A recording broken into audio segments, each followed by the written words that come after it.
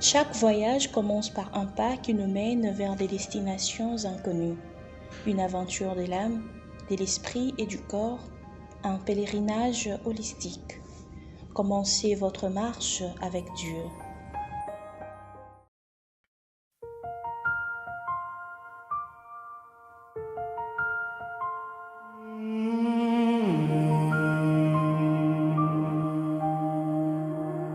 Le médecin te dit... Bienvenue à la communauté sans frontières. Aujourd'hui, nous réfléchissons sur un chemin que tout être humain connaît, ouvertement ou en silence. Le deuil et l'espérance qui peut s'élever au cœur même de celui-ci. Cette méditation s'appuie sur l'évangile de Jean, chapitre 11, les versets 25 au verset 26. Et le psaume 30, verset 6. Le deuil n'est pas un manque de foi. Le deuil est un amour qui n'a plus où aller. Nous pleurons des personnes, des saisons de la vie, la santé, des rêves, des identités et des relations. Parfois, nous pleurons ce qui est mort brutalement. Parfois, ce qui s'est éteint lentement.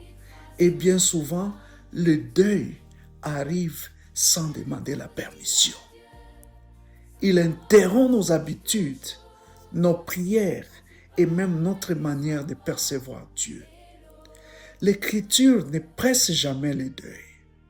Jésus ne le fait jamais, ne crée jamais la honte par le deuil. Au chapitre 11 de l'Évangile selon Saint Jean, Jésus se tient devant le tombeau de son ami Lazare. Marthe, devant le tombeau, épuisée par la perte, lui dit « Seigneur, si tu avais été ici », ce n'est pas une affirmation théologique, c'est un cri de cœur à cœur. Et Jésus répond par des paroles qui ne nient pas la mort, mais qui la redéfinissent. « Je suis la résurrection et la vie. Celui qui croit en moi, même s'il meurt, vivra. Et quiconque vit et croit en moi ne mourra jamais. » Remarquons quelque chose d'essentiel. Jésus ne dit pas « je donnerai la résurrection ». Il dit « je suis la résurrection ». Ainsi, l'espérance n'est pas un événement repoussé à plus tard.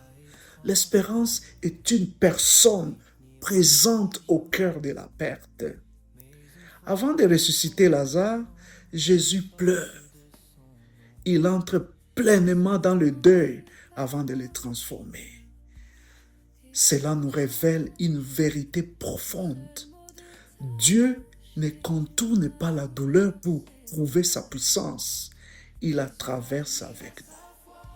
Le psaume 30 exprime ces mêmes mouvements entre tristesse et renouveau.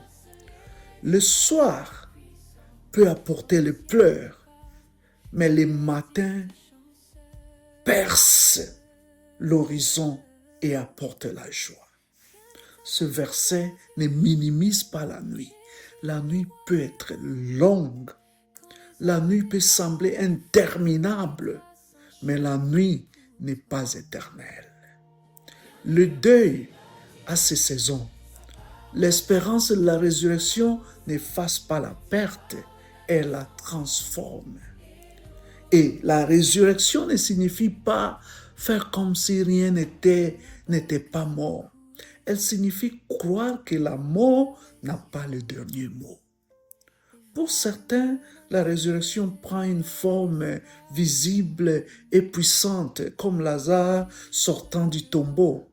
Mais pour d'autres, elle se manifeste plus discrètement. S'élever à nouveau le matin, réapprendre à respirer sans ce qui a été perdu, redécouvrir un sens après la rupture, faire confiance à Dieu malgré les questions sans réponse. L'espérance de la résurrection n'est pas un déni. C'est une résistance sainte face au désespoir. Elle proclame, mon cœur est brisé, mais je ne suis pas abandonné.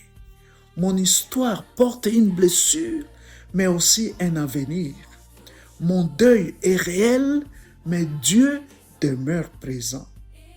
Si aujourd'hui tu traverses le deuil, entends cette parole profonde clairement. Tu n'es pas faible.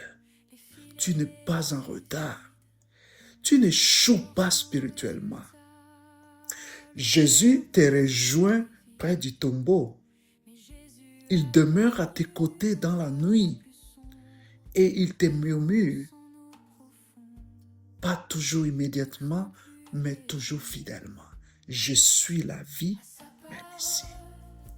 L'espérance de la résurrection ne presse pas le matin. Elle le promet. Marchons donc ensemble en honorant le deuil, en faisant confiance au Christ et en entendant la lumière qui viendra encore.